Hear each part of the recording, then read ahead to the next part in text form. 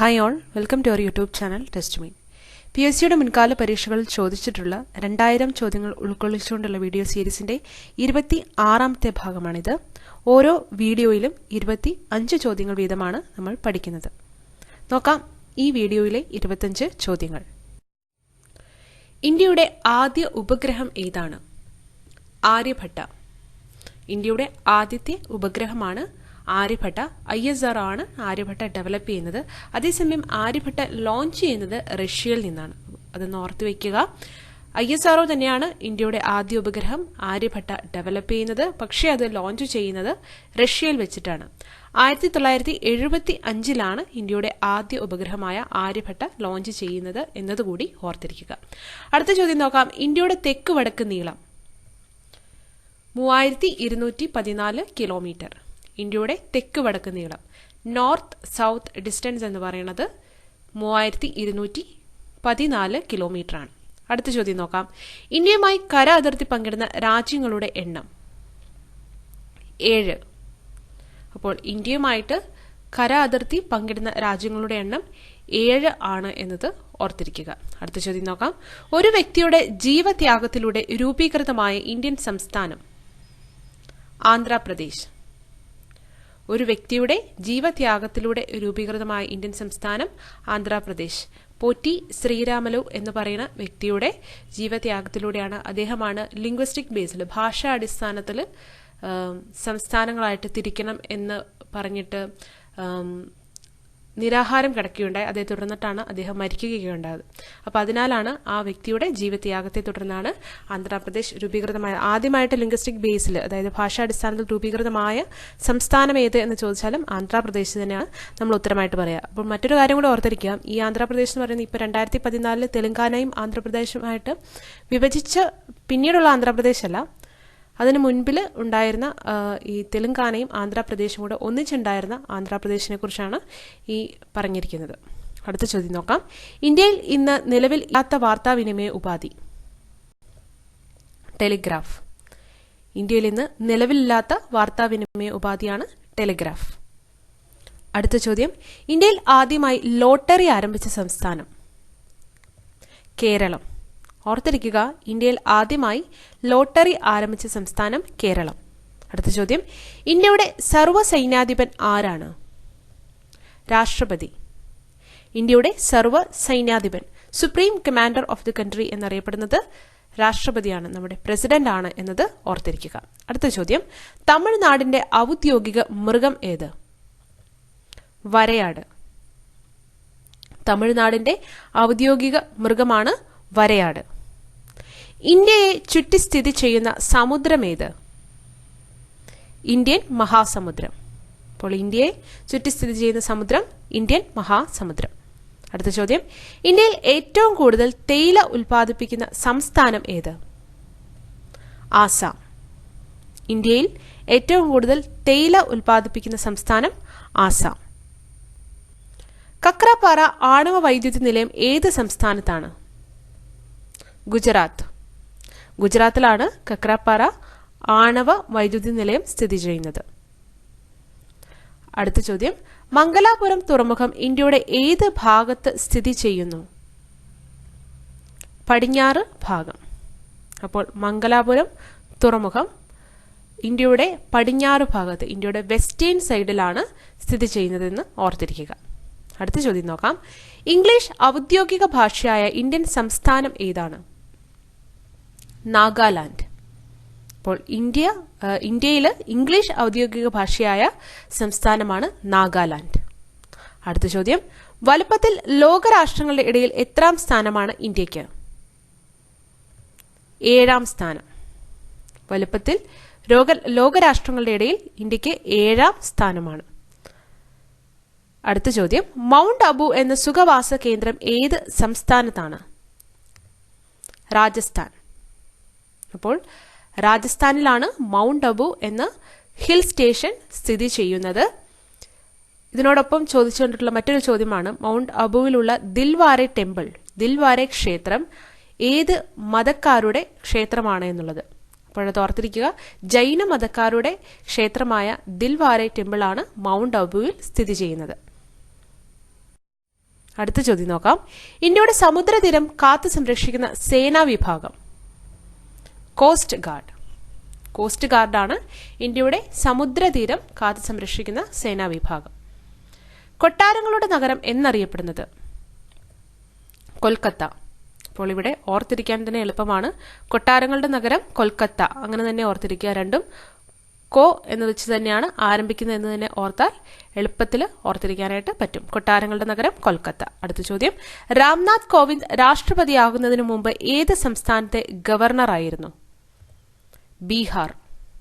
അപ്പോൾ രാംനാഥ് കോവിന്ദ് രാഷ്ട്രപതി ആകുന്നതിന് മുൻപ് അദ്ദേഹം ബീഹാറിലെ ഗവർണറായിരുന്നു. അതുപോലെ രാംനാഥ് കോവിന്ദിന്റെ ജന്മസ്ഥലം ചോദിക്കാറുണ്ട്, ജനിച്ച സംസ്ഥാനം ചോദിക്കാറുണ്ട്.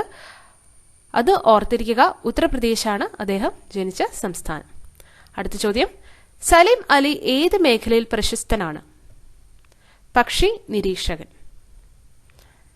സലീം അലി പക്ഷി നിരീക്ഷണ മേഖലയിലാണ് പ്രശസ്തനായിട്ടുള്ളത്. ഒപ്പം ഓർത്തിരിക്കുക, സലീം അലി ബേർഡ് സാഞ്ചുറി സ്ഥിതി ചെയ്യുന്നത് ഏത് സംസ്ഥാനത്താണ് എന്ന് ചോദിച്ചു കണ്ടിട്ടുണ്ട്. അതിനുത്തരം ഗോവയാണ്.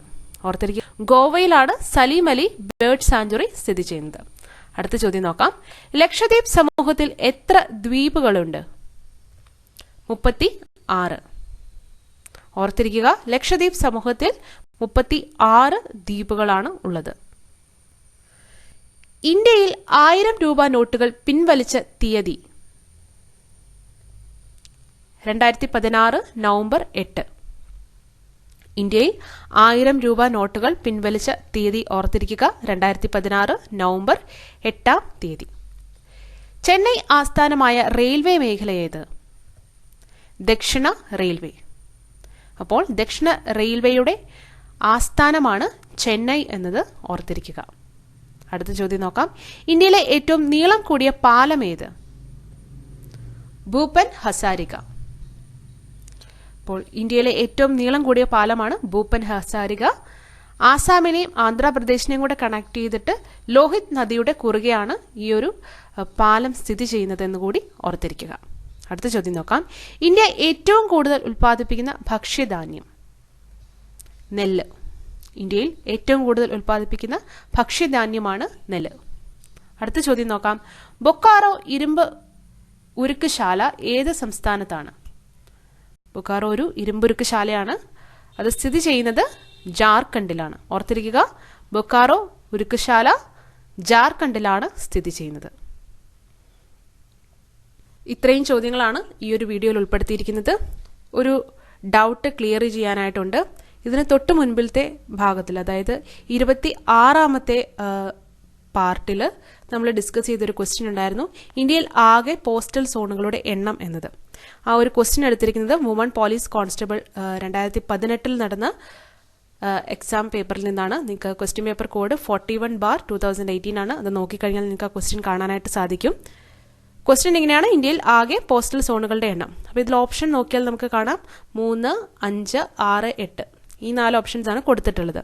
അപ്പോൾ നമ്മൾ ഇപ്പോൾ ഗൂഗിൾ ചെയ്തൊക്കെ നോക്കുകയാണെങ്കിൽ നമുക്ക് മനസ്സിലാവും ഇന്ത്യയിൽ ആകെ പോസ്റ്റൽ സോണുകളുടെ എണ്ണം എന്ന് പറയുന്നത് 9 ആണ്. അതേസമയം ഇപ്പം ഈ ഒരു ക്വസ്റ്റ്യൻ നോക്കുമ്പോൾ നമുക്കറിയാം PSCയുടെ ഓപ്ഷനിൽ 9 ഇവിടെ തന്നിട്ടില്ല. അപ്പോൾ ഇവിടെ PSC കണക്കാക്കിയിരിക്കുന്നത് എങ്ങനെയാണ് എന്ന് ചോദിച്ചു കഴിഞ്ഞാൽ ജോഗ്രഫിക്കൽ റീജിയൻ എന്ന രീതിയിൽ കാറ്റഗറി ചെയ്തിരിക്കുന്നത് 8 എണ്ണമാണ്.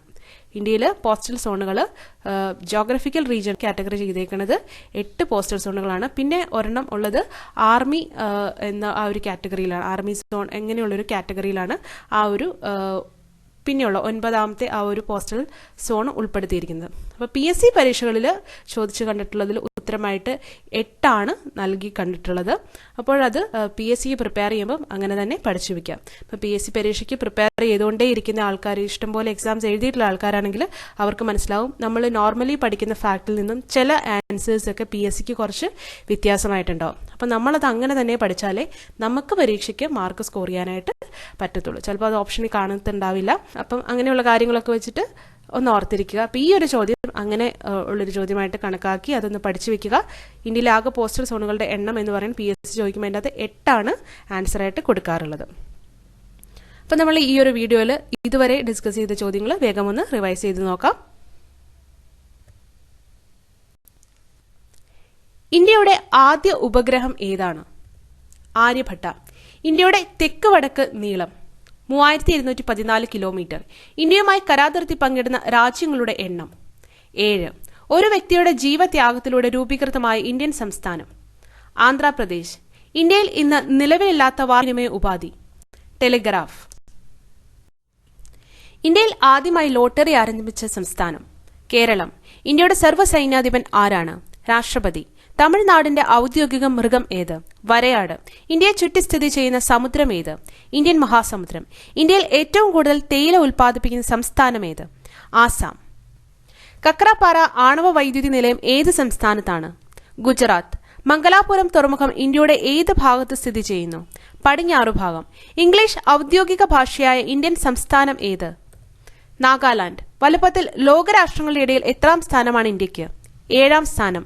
മൗണ്ട് അബു എന്ന സുഖവാസ കേന്ദ്രം ഏത് സംസ്ഥാനത്താണ്? രാജസ്ഥാൻ. ഇന്ത്യയുടെ സമുദ്രതീരം കാത്തു സംരക്ഷിക്കുന്ന സേനാ വിഭാഗം കോസ്റ്റ് ഗാർഡ്. കൊട്ടാരങ്ങളുടെ നഗരം എന്നറിയപ്പെടുന്നത് കൊൽക്കത്ത. രാംനാഥ് കോവിന്ദ് രാഷ്ട്രപതി ആകുന്നതിനു മുമ്പ് ഏത് സംസ്ഥാനത്തെ ഗവർണറായിരുന്നു? ബീഹാർ. സലിം അലി ഏത് മേഖലയിൽ പ്രശസ്തനാണ്? പക്ഷി നിരീക്ഷകൻ. ലക്ഷദ്വീപ് സമൂഹത്തിൽ എത്ര ദ്വീപുകളുണ്ട്? 36. ഇന്ത്യയിൽ 1000 രൂപ നോട്ടുകൾ പിൻവലിച്ച തീയതി 2016 നവംബർ 8. ചെന്നൈ ആസ്ഥാനമായ റെയിൽവേ മേഖല ഏത്? ദക്ഷിണ റെയിൽവേ. ഇന്ത്യയിലെ ഏറ്റവും നീളം കൂടിയ പാലം ഏത്? ഭൂപൻ ഹസാരിക. ഇന്ത്യ ഏറ്റവും കൂടുതൽ ഉൽപ്പാദിപ്പിക്കുന്ന ഭക്ഷ്യധാന്യം നെല്ല്. ബൊക്കാറോ ഉരുക്കുശാല ഏത് സംസ്ഥാനത്താണ്? ജാർഖണ്ഡ്. ഇത്രയും ചോദ്യങ്ങളാണ് ഈ ഒരു വീഡിയോയിൽ ഡിസ്കസ് ചെയ്തിട്ടുള്ളത്. ഇതിനു മുമ്പിൽ അപ്ലോഡ് ചെയ്ത വീഡിയോസ് കണ്ടിട്ടില്ലാത്തവർക്ക് അത് കാണാനായിട്ട് ടെസ്റ്റ്വിൻ്റെ ഹോം പേജ് സന്ദർശിക്കാം. അതിനായിട്ട് താഴെയുള്ള ഡിസ്ക്രിപ്ഷൻ ബോക്സിൽ ലിങ്ക് അവൈലബിൾ ആണ്. ഇനി അതല്ലെങ്കിൽ താഴെ കാണുന്ന ടെസ്റ്റ്വിൻ എന്ന് പറയുന്ന ഐക്കണിൽ നിങ്ങൾ ക്ലിക്ക് ചെയ്ത് കഴിഞ്ഞാൽ അതിൻ്റെ ഹോം പേജിലേക്ക് പോകാനായിട്ടും ബാക്കിയുള്ള വീഡിയോസ് കാണാനായിട്ടും സാധിക്കും. ഈ വീഡിയോസ് ഇഷ്ടമായെങ്കിൽ തീർച്ചയായും ലൈക്ക് ചെയ്യുക, നിങ്ങളുടെ ഫ്രണ്ട്സിനെ ഷെയർ ചെയ്യുക. ഒപ്പം ഇതുപോലെയുള്ള കൂടുതൽ വീഡിയോസ് ലഭിക്കാനായിട്ട് ചാനൽ സബ്സ്ക്രൈബ് ചെയ്യാനും മറക്കാതിരിക്കുക. മറ്റൊരു 25 ചോദ്യങ്ങളുമായി അടുത്ത വീഡിയോയിൽ കാണും വരേക്കും താങ്ക് യു.